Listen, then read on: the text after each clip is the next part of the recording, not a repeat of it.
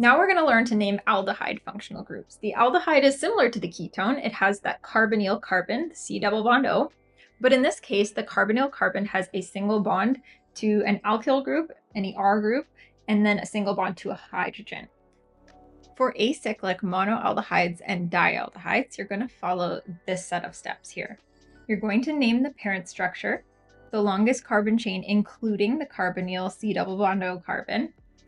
For monoaldehydes, you'll drop the E from the parent structure name and add the ending al, al. And for dialdehydes, you'll keep the E on and add the ending dial, so the multiplier di and the ending al. Then you'll find and name any other substituents on the parent structure. And then finally, we will do the locants. We have a little bit of a special case here.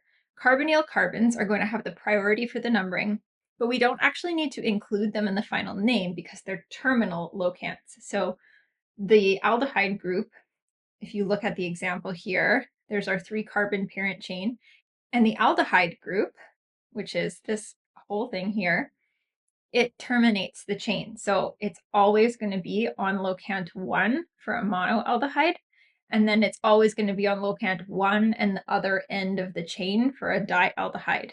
And so because of that, it's understood where they are, and so you don't have to include those numbers in the final name. So it'll make more sense when we go through the example. So let's continue here. We have a 3-carbon parent structure. So that's called propane. We'll drop the E and then add al to get the ending. So that's propan al. Now there's nothing else to add in terms of substituents. And so normally we would stick the locant in between the parent structure part and the ending, but here it's going to be on 1, and we understand that it's on 1 because the aldehyde group terminates the chain, so we can just leave this name as propanal. Here's another example. This is a dialdehyde. So there's 2 aldehyde groups on a 2-carbon chain. So this is an ethane. We don't have to drop the E because it's a dialdehyde, and we'll just add di-al, ethane dial. And we don't have to include those terminal locants. So normally we would number this 1 and 2 and stick the 1 and 2 in between ethane and dial. But because they're terminal and we understand that they're on the first and last carbon of the chain, we can leave them off. And so the official IUPAC name for this compound is ethane dial. When you have more than 2 aldehydes, or the aldehyde is coming off of a ring, the steps are slightly different. You're not going to count the carbonyl carbons in the parent structure, and you're going to use a different ending. You're going to take the parent name, a multiplier if it's applicable, and then the ending carbaldehyde. The carbaldehyde ending signifies that you're not counting the carbonyl in the parent structure. So it makes a little bit more sense when we go through the examples. So let me show you. This one has 1, 2, 3, 4. So this is a cyclobutane. So cyclobutane, we don't have to drop the E. And then we just put the ending carbaldehyde.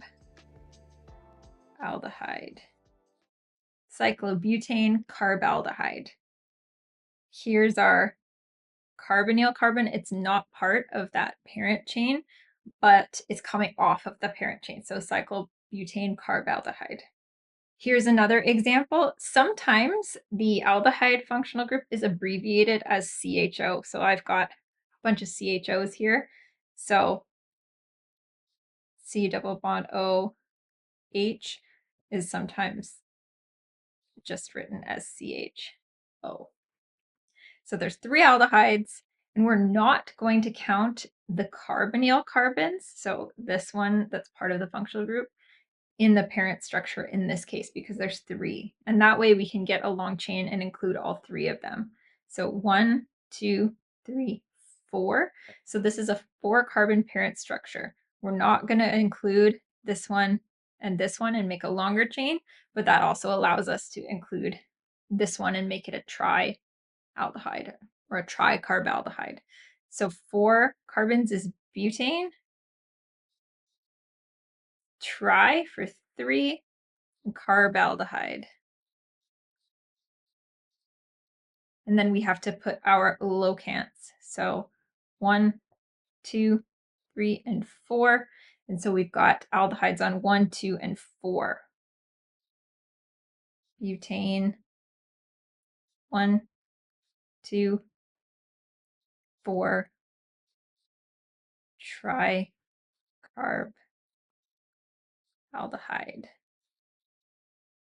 Now, if you come across the situation where you have to name your aldehyde as a substituent because perhaps there is a more important group around, you're going to use the prefix formyl. So in this example, we have a nitrile functional group. It's more important.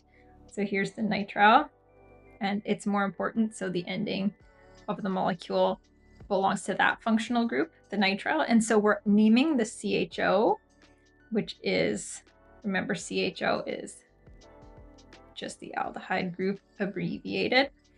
So it is named as a formyl substituent. So 2-formyl cyclohexane 1-carbonitrile.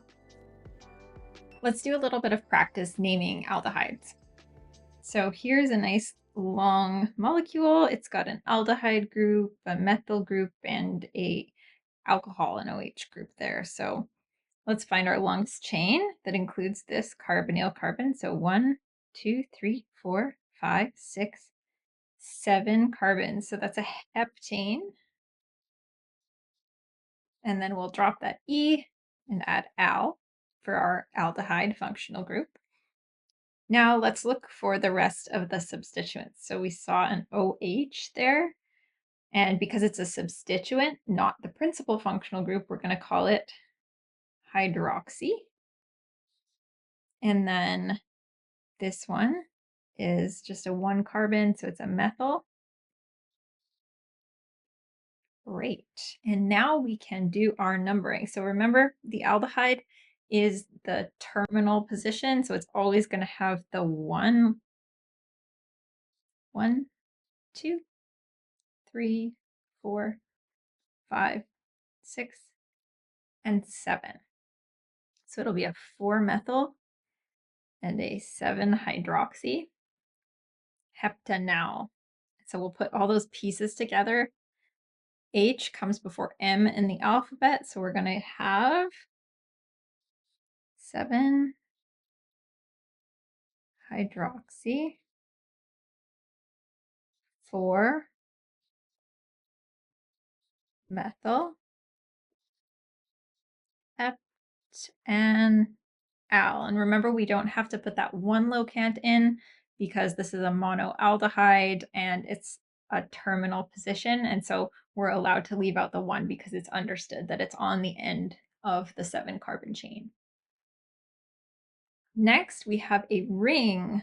So 1, 2, 3, 4, 5, 6. This is a cyclohexene because it has a double bond. Cyclohexene. And then we have our aldehyde group, and this carbonyl carbon is outside of that parent ring structure. And so it gets the special ending carb aldehyde, and we don't have to drop the E, so cyclohexene carbaldehyde. And then we're going to number. So where the aldehyde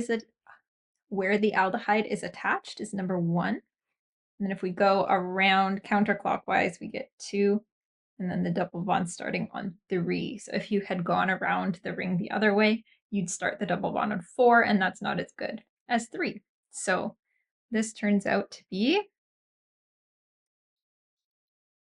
cyclohex 3 ene 1 carbaldehyde. In this case, we do have to keep the 1 in the name, the 1 locant, because it's not the only thing on the ring. If it were the only thing on the ring, if it was just bonded to a plain old cyclohexane, you could call it cyclohexane carbaldehyde, but because there's a double bond in there and it's got a locant, we're going to add in the 1 locant in this case.